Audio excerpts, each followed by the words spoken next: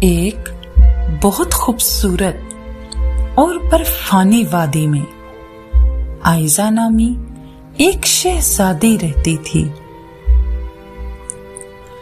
وہ بہت مہربان تھی، لیکن کبھی کبھی اپنی غلطی چھپانے کے لیے چھوٹا موٹا جھوٹ بول دیتی تھی۔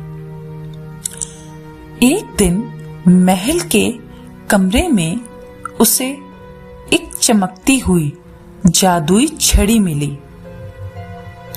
اس چھڑی پر ایک تحریر لکھی تھی کہ یہ چھڑی صرف سچے دل والے کے لیے کام کرے گی۔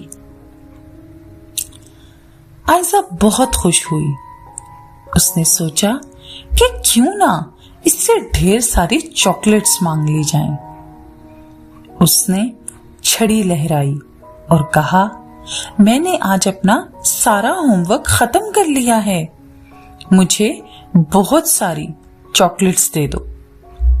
حالانکہ اس کا کام ابھی ادھورا تھا۔ چھڑی کی چمک مدھم ہو گئی اور اس میں سے